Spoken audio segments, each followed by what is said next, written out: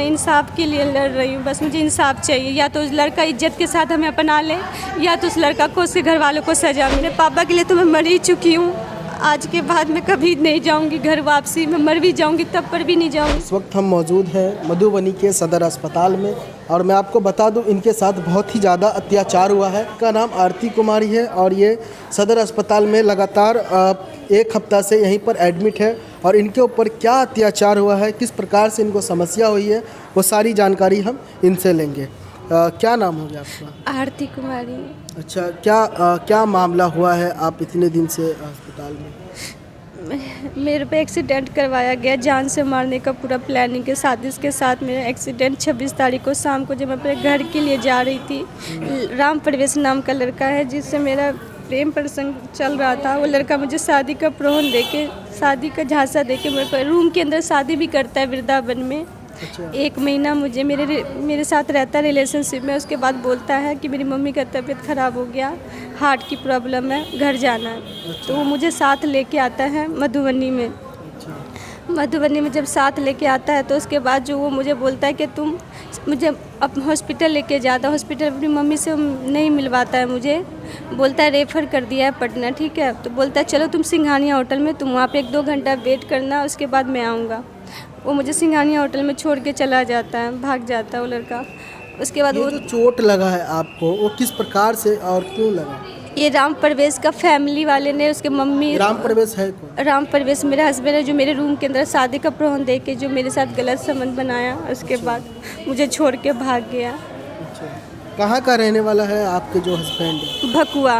भकुआ गांव का है, खजोली थाना पड़ता है उसका। अच्छा, तो उसके बाद जब यहाँ पर आए और आपको होटल में छोड़ करके वो भाग गए, उसके बाद क्या आपसे कांटेक्ट हो पाया? कभी फ़ोन? कोई कांटेक्ट नहीं किया। उसके बाद फ़ोन वो बंद कर लिया, अपना स्विच ऑफ जा रहा था उसका फ़ोन। हम बार बार ट्राई कर रहे थे, उसका फ़ोन बंद जा रहा था। तब हम अगला दिन उसको ढूंढते ढूंढते उसके घर पर जाते। जिस मम्मी का बहाना लगाता है कि मेरी मम्मी का तबीयत ख़राब, उसकी मम्मी बिल्कुल ठीक रहती है, कुछ भी नहीं हुआ रहता है।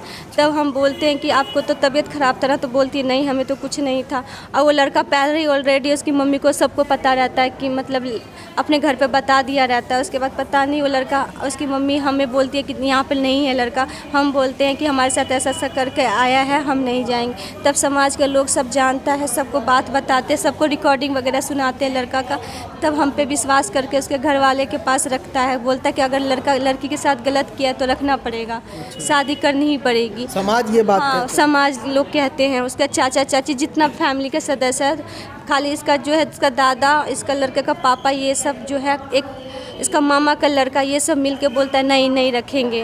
उनके घर पे गए तो वहाँ पर कितना दिन रहे? 2 महीना रही मैं। वहाँ पर 2 महीना? हाँ, 2 महीना रख कर मुझे धोबी जा समझ के मेरे पास मार पिटाई करके, गाली गलौज करके, मेरा जेवर तेवर छीन लिया, मेरा मोबाइल तोबाइल तोड़ के सब कुछ करके तब मेरे को घर से निकाला गया। जब आप वहाँ पर जाते हैं तो वो लोग एक्सेप्ट कर लेते हैं कि मेरा लड़का आएगा? हाँ, तब जात पात का कोई बात नहीं होता है। जब 2 महीना रख के जब पता लग जाता है कि हम धोबी जात से, तब मेरे पहले साथ जात नहीं जात नहीं, क्योंकि लड़का को ऑलरेडी पता रहता है कि क्या मैं जाती हूँ, उससे कुछ भी छुपा हुआ नहीं रहता है लड़का से। घर वाले को पता रहता? हाँ, घर वाले को भी पता रहता है। पता नहीं 2 महीना रख के हम ओकरों की तरह खटवाती थी, बोलती थी कि यहाँ पे होटल में जब काम करने खाना खाने जाते तो पैसा दिया जाता है, तुम मेरे घर पर काम करोगे तो तुम फ्री में खाओगे। तो हम उसका घर का सारा काम वाम करते थे, पूरा काम करते थे। 6 बजे सुबह में उठ के हम। तो क्या वो जो आपके हस्बैंड थे, क्या अपने घर पर कभी फ़ोन या कभी फिर नहीं आया। आता? जितना दिन हम उसके घर पे रहे थे, हाँ, कभी नहीं आया। खाली अपने माँ बाप से बात कर लेता था, फ़ोन को बंद कर आपसे देता बात था। नहीं करता? नहीं, हमसे बात भी नहीं करवाती थी। क्या आप लोग, आपने कहा नहीं अपने? हम रोज बोलते थे कि हमें बात कराइए, हमें बात कराइए।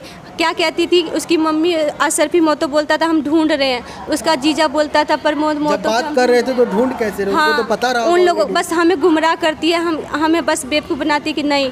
हम उसको बोलते कि आप लोगों में बेवकूफ़। वहाँ का मुखिया तक को भी हम फ़ोन किए कि प्लीज़ मेरी मदद करिए, मेरे साथ ऐसा ऐसा हुआ। उसका मुखिया भी कोई रिस्पॉन्स नहीं लेता, बल्कि लड़का की तरफ ही सपोर्ट करके उन लड़के वाले का साथ देता है। उसका सरपंच, हम रो रो के गुहार काट रहे, मेरे मोबाइल में सबके पास सबका रिकॉर्डिंग, जो हम गुहार काट रहे हैं कि मेरी मदद करिए, मेरी मदद करिए, ऐसा ऐसा किया है मेरे साथ। कोई रिस्पॉन्स नहीं लेता है। तो आप 2 महीना वहाँ रहने के बाद आप कहाँ जा रहे थे? किस क्रम में आपको इस प्रकार की 2 महीना रखने के बाद जब वो लोग मुझे मारपीट करके मुझे घर से निकाल देते हैं, उसके बाद मैं खजोली थाना में जाके एफआईआर करवाती हूँ, तब लड़का को कस्टडी में लिया जाता है। अच्छा, तो लड़का को पकड़ लिया जाता है? हाँ, लड़का को पकड़ लिया जाता है। लड़का 4-5 महीने से जेल में है अभी। अच्छा, और उसके बाद जो हमारा जो केस चलता रहता है, तो हम इस डेट पे अपना आते हैं केस के। हम अकेली आती जाती रहती थी, मैं अपना अकेले ही और आपके मम्मी पापा का सपोर्ट या किसी भाई का? नहीं, मेरे फैमिली में किसी का सपोर्ट नहीं मिल रहा, मेरे को सब छोड़ दिया मरता आप हुआ। कहाँ रहते थे? ये जो घटना होने से पहले आप कहाँ रहते थे? पहले तो मैं अपने घर जाती थी, लेकिन मुझे आए दिन टॉर्चर किया जाता था मेरा फैमिली कि तुमने अपने घर से भी? हाँ, कि तुमने मेरी इज्जत नहीं रखी, ये है वो है, तुमने ऐसा क्यों किया, ये सब को लेके मुझे बहुत टॉर्चर किया जाता था। तो हमने बोला ठीक है, हम जॉब करके अपना केस लड़ेंगे किसी भी तरीके से, लेके हम इस केस को नहीं आपने जॉब भी किया? कहाँ जॉब कर रहे हैं? मैंने हॉस्पिटल में किया था जॉब, लेकिन छोड़ दिया। मेरे को वहाँ से जो है ना नाइट का ड्यूटी दे रहा था, इस वजह से हम नहीं कर पाए। तो अभी क्या आपको इतना ज़्यादा समस्या है, तो क्या आपके परिवार, रिश्तेदार या कहीं से कोई आए सोशल मीडिया पर आपका फ़ोटो वीडियो वायरल? मेरे घर से अभी तक कोई नहीं है। मेरी मम्मी तो नहीं है दुनिया में, लेकिन मेरा फादर है, मेरा भाई है। क्या कहेंगे अपने फादर को? आपको ये वीडियो देख रहे हैं, लगातार सोशल मीडिया पे आपका वीडियो जा रहा है, तो आपके पापा ज़रूर देखते होंगे, समाज के लोग कहते होंगे, क्या कहना चाहेंगे अपने पापा? मेरे बाप ने मुझे, मतलब मैं अपने पापा के लिए तो मैं मर ही चुकी हूँ। आज के बाद मैं कभी नहीं जाऊंगी घर वापसी। मैं मर भी जाऊंगी तब पर भी नहीं जाऊंगी, क्योंकि मैंने उनकी इज्जत नहीं रखी। सही बात है, हर एक माँ बाप यही चाहता है कि मेरी बेटी कहीं ना कहीं आपके पिताजी अगर आपके अभी सपोर्ट में आएंगे तो बहुत ज़्यादा, जैसे आपको धमकियाँ मिल रही हैं, तो फ़ायदा होगा आपको। जी नहीं, मेरा फादर कैसे सपोर्ट में आएंगे? जब मेरा केस हो रहा था खजोली में, तो मेरा पापा ही मुझे बोल रहा है कि तुम कुछ पैसे लेके मैनेज कर लो। जब मेरा पिता हो कैसे बोलेगा, तो दुनिया क्यों नहीं बोलेगी? ये बताइए ना मुझे। जो बाप को अपनी बेटी से ज़्यादा इज्जत से प्यारा उनको पैसा है। आप मतलब आप सिर्फ आप अकेली बच गई हैं, मतलब आपका कोई सपोर्ट नहीं? मेरा सपोर्ट मेरे घर वाले भी नहीं ले रहा, इस वजह से नहीं ले रहा क्योंकि हम उनकी इज्जत नहीं रखे, इसीलिए। मतलब कोई समाज के लोग आपका सहायता के लोगों में ये बात नहीं गई है। हाँ, ना घर पे सिर्फ पता है इन लोगों को कि हमारे साथ ये हुआ है, लेकिन गांव के आस पड़ोस के लोग, मेरे घर पर किसी को नहीं पता इस चीज़ के बारे में। लेकिन सोशल मीडिया पर आपको मीडिया हमेशा दिखा रही है, लोगों के बीच में आपकी बात को रख रही है, तो कहीं ना कहीं आपके गांव के, समाज के, आपके पिता, सारे लोग देखे होंगे इस वीडियो को इस तरह से आप इस मुश्किल में। जी, अभी तक तो कोई रिस्पांस नहीं आया है, ना यहाँ का प्रशासन कोई रिस्पांस ले रहा है, ना यहाँ का डीएसपी के पास भी हम 3 बार कॉल किए कि हमारे साथ ऐसा ऐसा हादसा हुआ, प्लीज़ मेरी मदद करिए। कोई नहीं आया। एसपी ये हमारे से थाना से आया भी था, हमारा बयान को बदल दिया गया, हमसे बयान कुछ और लिया, कागज़ कुछ और ही दिखा रहा है। तो प्लीज़ हम यही रिक्वेस्ट। क्या बयान दिए थे उस समय जब बयान आपने दिए थे, और बदल कर क्या कर दिया गया? क्या बयान दिए थे? बदल के दूसरा बयान लिखा गया। आज जिस चीज़ से हमें प्रेरित किया गया, जिससे हमें एक्सीडेंट करवाया, जो आदमी सब, उसका नाम वाम जितना हमें सारा चीज़ बताए थे उसको, कैसे ऐसे हमारे साथ हादसा हुआ, ऐसे ऐसे करवाया, हमें चुन्नी पकड़ के पूरा लटपटा के घसीटा गया। कहाँ पर ये चीज़ किया गया आपके साथ? ये हनुमान मंदिर बस स्टैंड से आगे। अच्छा, मधुबनी में? हाँ, 4-5 बजे के बीच शाम के टाइम था। अच्छा, तो इस हॉस्पिटल में आप कैसे पहुँचे? कौन लोग पहुँचाए यहाँ? 2 लेडीज़ थी। जब हम बेहोश हो गए, जब हमारे बिल्कुल वो हो गए, तो उसके बाद जो है किसी बाइक वाले ने हमें यहाँ तक बिठा के हमें यहाँ तक छोड़ा है। पहले तो थाना पर गए, थाना वाले ने बोला पहले तुम जाओ हॉस्पिटल, उसके बाद आना। फिर हम यहाँ पर आए, उसके बाद हम 1 हफ्ता हो रहा है, 1 हफ्ते से कोई रिस्पांस नहीं ले रहा, कोई पुलिस वाला भी नहीं आया। सिर्फ एक दिन आया था हमसे पूछताछ करने के लिए, उसके बाद दोबारा नहीं आया कोई।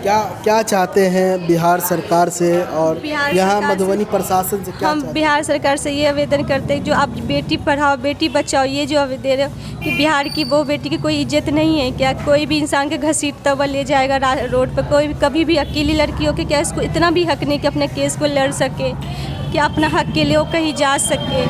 हम यही चाहते कि मेरा प्रशासन से ये है कि मेरा जो बयान चेंज किया गया, उसको बयान को ठीक कर दें और मुझे इंसाफ दिलाए। मैं इंसाफ के लिए लड़ रही हूँ, बस मुझे इंसाफ चाहिए। या तो उस लड़का इज्जत के साथ हमें अपना ले, या तो उस लड़का को, उसके घर वालों को सज़ा मिले जो हमारे साथ कर। आप अभी भी उस लड़का के साथ अपना जीवन बिता? जब मेरे साथ खिलौने की तरह खेला, मेरे साथ 1 महीना तक वो शोषण किया, तो हम कैसे भूल जाएंगे? बताइए ना, कौन हमसे शादी करे, कौन हमें देखेगा? बताइए ना। मेरे तरफ में ना मेरा घर वाला मेरे सपोर्ट में, ना कोई। वो लड़का मेरी ज़िंदगी ख़राब करके वो सोचेगा क्या किसी और के साथ वो घर बसा लेगा, मेरी ज़िंदगी बर्बाद करके। लड़का ने जब आपसे शादी का वादा किया था, शादी किया अकेले वृंदावन में, तो क्या उस समय इस तरह का कोई बात नहीं था?